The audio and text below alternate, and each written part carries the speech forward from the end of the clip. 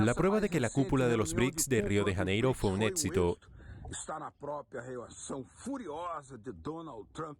está en la furiosa reacción de Donald Trump contra sus miembros y especialmente contra Brasil. De hecho, esa fue la primera cumbre con la participación efectiva del Consejo Popular de los BRICS, la primera vez con Cuba presente,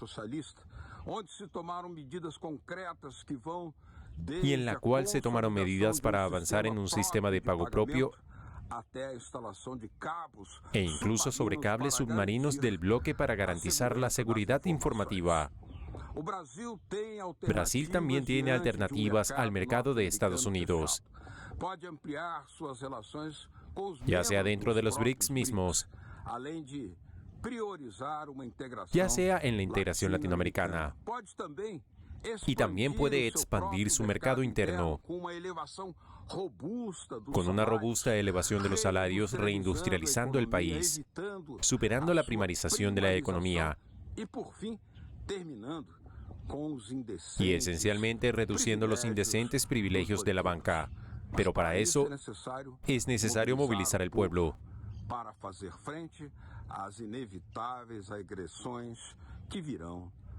frente a las inevitables agresiones de Estados Unidos. Latitud Brasil está comenzando. Hola amigos y amigas del programa Latitud Brasil por Telesur. Es un gran placer, una gran alegría y una gran responsabilidad de estar aquí en este programa en Telesur para buscar una integración informativa y una información que ayude a construir un mundo multipolar, más justo y cooperativo. Y es sobre este tema sobre el que vamos a hablar hoy. Tras la celebración de la cumbre del BRICS en Río de Janeiro, y después de que se desatara una nueva acción furiosa por parte del presidente de los Estados Unidos,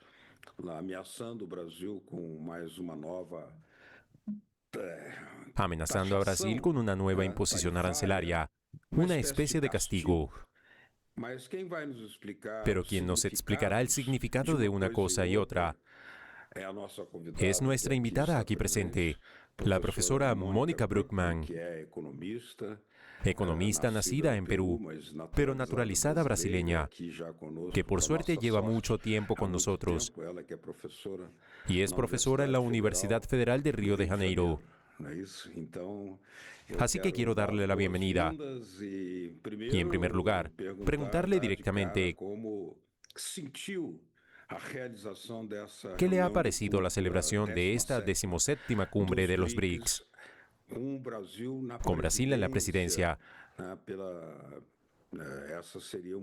Fue una novedad que se celebrara aquí. Ya se celebró una vez en Fortaleza, pero ese fue un momento diferente en la coyuntura internacional. ¿Cuál es su balance, profesora? Muy buenas noches. Buenas noches, Beto. Gracias por la invitación. Es un placer estar aquí compartiendo algunas reflexiones con el público que nos acompaña. Bueno, creo que quizá una de las cuestiones más importantes de esta cumbre, celebrada hace un par de semanas, es que se presenta en un contexto aún más complejo, ¿no? Un gobierno en Estados Unidos, la nueva administración de Trump en guerra arancelaria con el resto del mundo. Un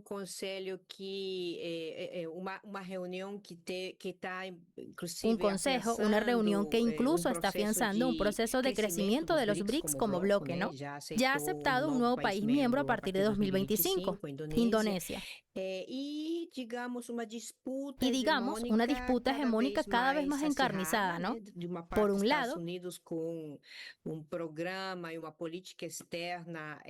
Estados Unidos con un programa y una política exterior que utiliza, digamos, los aranceles como instrumento de guerra prácticamente, ¿no? Y un mundo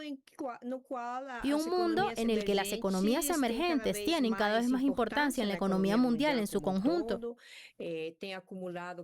han acumulado cada vez más capacidades industriales. Recordemos que las economías que forman parte de los BRICS en este momento son responsables del 40% de la producción del valor añadido mundial. Es decir, de cada 3 productos que se producen en el planeta, 1 y un poco más se producen en los países de los BRICS, ¿no? Así que realmente nos encontramos en un momento de profundas transformaciones económicas que se han acelerado tras la pandemia, en el sentido de un desplazamiento del dinamismo económico del viejo norte desarrollado hacia un sur emergente y de occidente hacia oriente, pero junto con oriente, toda África y en cierta medida América Latina. Entonces, en este contexto se sitúa la reunión de los BRICS. Y creo que una cuestión relevante, importante también en esta versión de 2025, es la participación del Consejo Popular. Esto abre un precedente interesante y es en realidad el primer paso para democratizar el debate dentro de los BRICS en el sentido de incluir a la sociedad civil, los movimientos sociales y populares.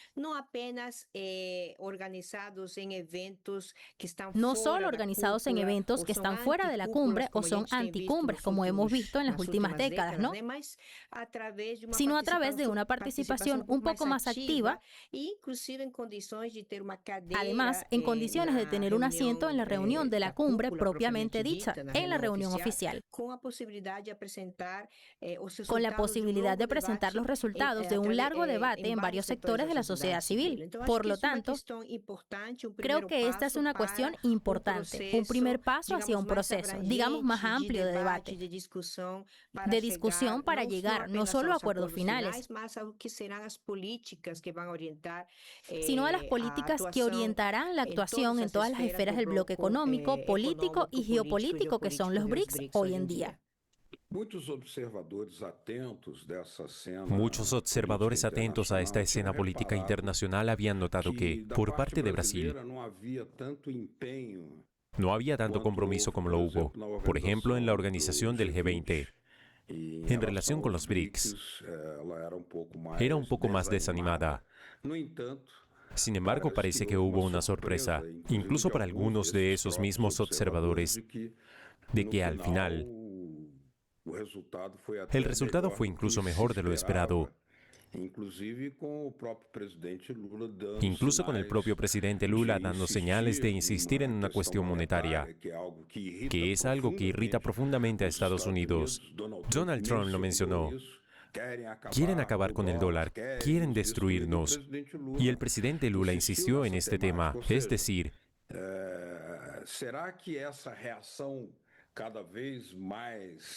esta reacción cada vez más irritada y furiosa de Donald Trump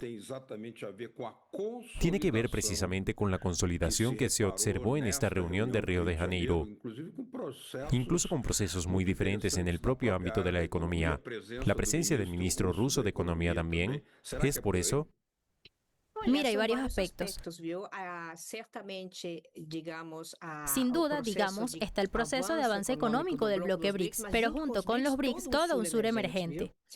Es la nueva ruta de la seda, digamos, como un proyecto chino que hoy en día cuenta con más de 147 países miembros que han firmado un memorándum de entendimiento con China, pero junto con China, los BRICS, digamos, como el espacio más dinámico y vanguardista de un proceso más amplio, se están reorganizando desde el punto de vista geopolítico y geoeconómico. Territorios, continentes, la antigua Euroasia resurge hoy en día, en lo que se vuelve a construir como Euroasia, con corredores de infraestructura, con una cantidad de nuevos puertos en el mundo. Es decir, estamos viendo un proceso de transformación del comercio mundial y de las cadenas industriales y de las cadenas de abastecimiento, de suministro muy fuertes. En este momento, el Atlántico Norte, desde el punto de vista económico, ya no tiene la relevancia que tenía después de la Segunda Guerra Mundial. Toda esa relevancia en términos comerciales y en términos de organización de las nuevas cadenas de valor globales se han desplazado hacia Asia. Asia, el Índico y el Pacífico, la región Asia-Pacífico, que es el espacio más relevante desde el punto de vista económico y comercial en la actualidad. Y por supuesto,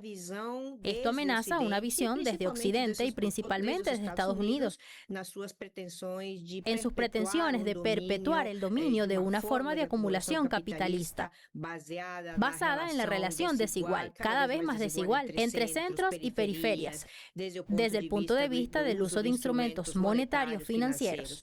Entonces, ya que mencionaste el aspecto financiero, por ejemplo, el monetario, desde hace varios años dentro de los BRICS, se ha practicado cada vez más el comercio intrabloco, utilizando monedas locales a partir de sistemas de compensación, sistemas únicos de compensación. Aunque todavía, digamos, este tipo de comercios en monedas locales es muy pequeño en relación con el comercio total del bloque. Está creciendo muy rápidamente, es decir, la tendencia es de un crecimiento muy rápido, cada año se duplica, se triplica el volumen de comercio en monedas locales. Por un lado, el debate sobre si habrá o no una moneda única forma parte de este proceso. Pero el resultado concreto de esta novedad, la posibilidad de un nuevo orden financiero internacional, es que el dólar está perdiendo cada vez más su reserva de valor incuestionable, incluso por la propia gestión económica y de política exterior del presidente Trump. Verá, la volatilidad del dólar ha sido enorme desde que Donald Trump asumió el gobierno de los Estados Unidos. En este segundo mandato, con cada anuncio de aranceles del 100%, del 150%, que luego bajan al 70%, que luego bajan al 10%, que luego vuelven a subir. Esa volatilidad arancelaria, que es un instrumento, digamos, de poder y de guerra de Trump, el dólar ha perdido cada vez más credibilidad como moneda fiable para transacciones a medio y largo plazo, ¿no? Y existe una migración hacia esas, digamos, monedas de los países BRICS, por ejemplo. Y otro aspecto muy importante, Beto, que realmente representa un aspecto geopolítico de gran relevancia, es la posibilidad que se anunció hace ya 2 años, en una cumbre de los BRICS celebrada hace ya 2 años y que ahora se ha reafirmado. La posibilidad de tener un sistema de pagos ultra seguro alternativo de SWIFT, ¿no? El SWIFT, ubicado en el norte de Europa, que permite cualquier tipo de transacción internacional entre un país y otro a partir de la transmisión de datos a través del sistema de alta seguridad y a través del cual operan más de 11.000 instituciones financieras en todo el mundo. Cualquier país que esté fuera de SWIFT, por Estados Unidos o por Europa, que sea expulsado por Estados Unidos o por Europa porque no se ajusta a lo que ellos creen que son los valores de la democracia o porque esos países no son simpáticos, esto se ha utilizado mucho, por ejemplo, la expulsión de Rusia del sistema SWIFT o el bloqueo a Cuba, que evidentemente no tiene acceso al sistema SWIFT. Y cualquier otro país que comience a poner en peligro el sistema de dominación de este tipo de capitalismo, el SWIFT se utiliza como instrumento de castigo y bloqueo.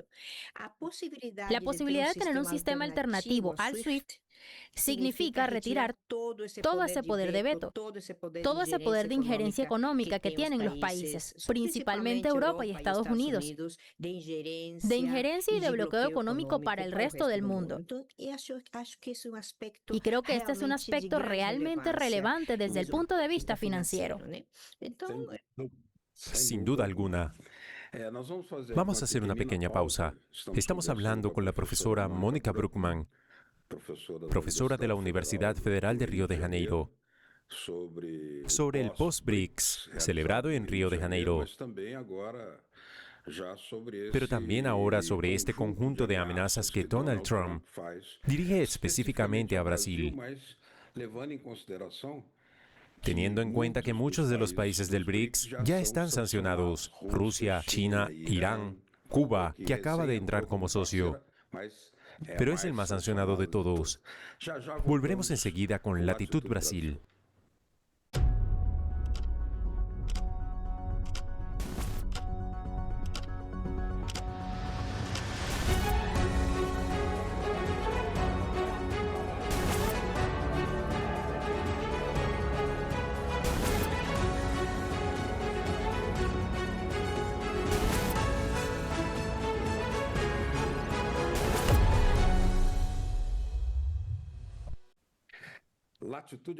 Latitud Brasil hoy dialogando con la profesora Mônica Bruckmann de la Universidad Federal de Río de Janeiro, analizando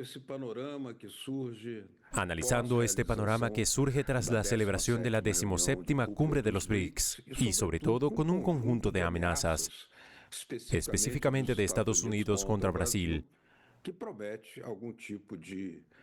promete algún tipo de reacción de resistencia, de represalia dentro de lo posible y de lo que la legalidad lo permite. Profesora, esta actitud de Donald Trump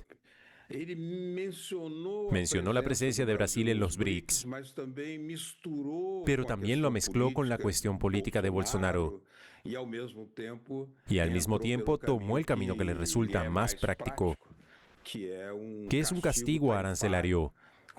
¿Cómo se puede analizar esto? Porque la dependencia de la economía brasileña con respecto a la economía estadounidense es histórica. Hoy en día es el segundo país socio comercial de Brasil, pero hay cadenas productivas muy interconectadas. ¿Cómo puede o no puede Brasil, que tiene un sector industrial muy desarrollado, el mayor de América Latina, de qué manera debe buscar una línea de resistencia e independencia? Una cuestión interesante es que tras el golpe a la presidenta Dilma, hay que recordar que la primera ley promulgada por Michel Temer fue la derogación de la Ley Especial de Gestión de las Reservas del Presal, de la Reserva Compartida, que establecía que Brasil debía tener la gestión mayoritaria de todos los bloques y lotes de petróleo, pero que también formaba parte de una política de industrialización del petróleo y de producción de derivados del petróleo para el consumo internacional. En poco más de 2 años, Brasil pasa de ser autosuficiente en la producción de diésel y derivados del petróleo para el consumo interno a importar el 50%. Es decir, esta dependencia de Estados Unidos se genera en el determinado proceso económico del país de desindustrialización y reprimarización de las exportaciones. Es decir, Brasil exportaba petróleo a Estados Unidos e importaba diésel y otros derivados del petróleo. Así pues, en este sentido, una guerra arancelaria ahora directamente con el gobierno de Brasil, porque no es simplemente con Brasil como país, como Estado y contra el presidente Lula. A partir de las declaraciones realizadas y el papel que desempeñó Brasil en la reunión de los BRICS, la declaración final es una declaración que tiene bastante firmeza política en varios aspectos, que puede interpretarse como una amenaza para Estados Unidos. Es decir, cualquier cosa que signifique soberanía es una amenaza para las pretensiones de Estados Unidos. Por lo tanto, creo que existe una oportunidad muy interesante, ya sabes, de retomar el proceso de industrialización precisamente a partir de este aumento de los aranceles de las exportaciones de Brasil a Estados Unidos y la posibilidad económica que tiene Brasil de actuar con otros socios, principalmente los socios de los BRICS. Entonces, China como primer socio comercial y además China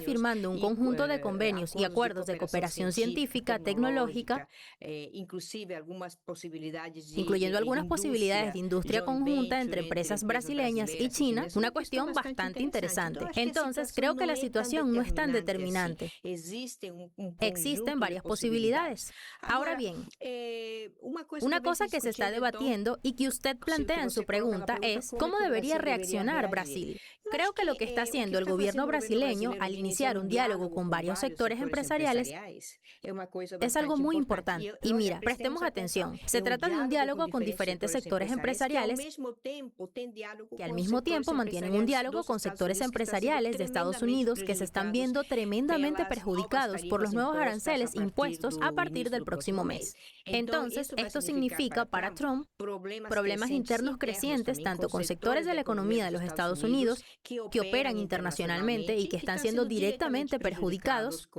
por, digamos, el estado de ánimo del presidente Trump. Un día sube, otro día baja y otro día quiere tomar represalias personalmente, incluso utilizando el espacio del Estado, el estado de este para, digamos, estados de ánimo personales, una característica bastante interesante de este momento. Entonces, creo que la cuestión de la posibilidad de romper patentes, que no necesariamente es arancelaria, arancelaria, pero que ya se ha planteado aquí como una posibilidad. Brasil ya tiene una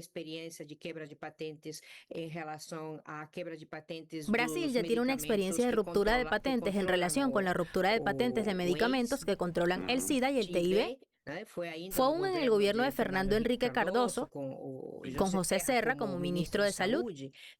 Por lo tanto, creo que es una experiencia ya, digamos, exitosa, que también podría ser una posibilidad que traería importantes beneficios para el bienestar de la población brasileña. El propio gobierno ya ha dicho que se está estudiando posibilidades arancelarias en el sector tecnológico, que esto tendrá un impacto directo en las importaciones y que todo ello puede producir una reorganización de las cadenas de valor en relación con China. Vean, algo interesante. Cuando Estados Unidos inició la guerra comercial, al menos así la llamó la prensa, creo que una guerra científica y tecnológica mucho más profunda que una guerra comercial. En 2019, con la tecnología 5G, que China dominaba y sigue dominando, incluso está a punto de alcanzar la tecnología 6G. La imposición de aranceles muy altos a los chips, el veto, la exportación de los chips que eran necesarios para la fabricación de dispositivos inalámbricos de telefonía en China. ¿Cuál fue la consecuencia? China invirtió fuertemente en la producción de chips y en un tiempo récord logró desarrollar la tecnología propia para la producción de los chips de los teléfonos Huawei y otros de telefonía inalámbrica, con lo que obtuvo una soberanía tecnológica al dominar toda la cadena. Por lo tanto, esos momentos de crisis a veces son necesarios para prestar más atención a lo que es la soberanía científica y tecnológica, los procesos de innovación, para sustituir lo que se está retirando a partir de, digamos, movimientos como la tarificación excesiva, etc. Creo que realmente nos encontramos en un momento en el que no solo los BRICS, sino los diversos foros de espacios y bloques del sur global, que dinamizan muchas relaciones sur-sur, están en un momento muy favorable para una reorganización de estas cadenas de valor, cada vez menos dependientes de Estados Unidos, y esto incluso con el mecanismo de supervivencia. Por lo tanto, todo indica que, a medio plazo, Estados Unidos se aislará aún más desde el punto de vista económico. Aumentarán las tensiones internas en parte de los consumidores, que se verán obligados a pagar aún más por los productos con aranceles elevados o de producción nacional, con un nivel de desempleo que no creo que vaya a disminuir en todas las medidas. Ya estamos viendo incluso los primeros datos al respecto. Por lo tanto, tendremos en Estados Unidos un conjunto de tensiones internas. No cabe duda de que comenzaremos a ver protestas en diferentes regiones a nivel nacional. Entonces, la situación será muy compleja para el presidente Trump. Podemos entender entonces que esta subida de tarifas de Donald Trump puede generar una buena oportunidad, sin hacer un paralelismo mecánico. Pero la crisis del 29 generó aquí en Brasil la revolución nacionalista del 30, que fue el inicio del proceso más enfático de industrialización en Brasil, a partir de un mayor protagonismo del Estado. Es decir, esta subida de aranceles puede sugerir una revisión de ciertas políticas internas, sobre todo la financiera, por ejemplo, reactivando de nuevo la cuestión de la industrialización de verdad e incluso, algo que no se ha mencionado mucho, una cierta prioridad al mercado interno, que en Brasil aún puede expandirse mucho. Los brasileños no consumen tantos zapatos de los que se exportan a Estados Unidos, ni otros productos. Los brasileños viajan muy poco en avión y nosotros exportamos aviones a Estados Unidos. Es decir, una prioridad al mercado interno tampoco puede ayudar a Brasil a salir de estas dificultades. Sí, claro que sí. No solo hay que mirar al mercado interno, sino también al mercado sudamericano. Creo que son dos aspectos importantes. Es muy preocupante que mientras todo el mundo se regionaliza de manera muy intensa, organizando los intereses de grupos de países que se encuentran dentro de grandes paraguas de acuerdos, por ejemplo, bajo la nueva ruta de la seda, están los intereses rusos con la Unión Euroasiática, está la ASEAN, está el RCEP, está, en fin, la Unión Africana. Es un ejemplo de cómo, a partir de la necesidad de sentarse a negociar con China y negociar la participación de los países africanos en la nueva ruta de la seda, África negocia en bloque. Nuestra región destruyó rápidamente los nuevos bloques de integración creados en el siglo XXI y ralentizó los proyectos de integración anteriores al siglo XXI. Así pues, un proceso realmente bastante obtuso de los bloques de poder a partir de 2015, con la ola neoconservadora que destruyó instrumentos que incluso son importantes para las propias burguesías nacionales. Entonces, en este momento yo diría, Beto, que tenemos una gran oportunidad, sí, de reorganización, de reindustrialización, pero eso no garantiza nada. Realmente tenemos que tener una política de desarrollo nacional, regional, desde una perspectiva de soberanía, en el sentido de, digamos, autodeterminación, a partir de los intereses nacionales y regionales, que nos lleve a tener otra visión, por ejemplo, sobre los recursos naturales. No sirve de nada decir, mira, no vamos a exportar más a Estados Unidos, vamos a exportar más a China o Asia. Seguimos siendo exportadores de materias primas y seguimos incluso en un proceso de reprimarización acelerada. Porque no solo hemos mantenido nuestra posición, sino que hemos profundizado posición primaria exportadora con China. Entonces, este es un momento y una oportunidad para decir, bueno, vamos a sentarnos a negociar de igual a igual. Realmente queremos lo mismo con China.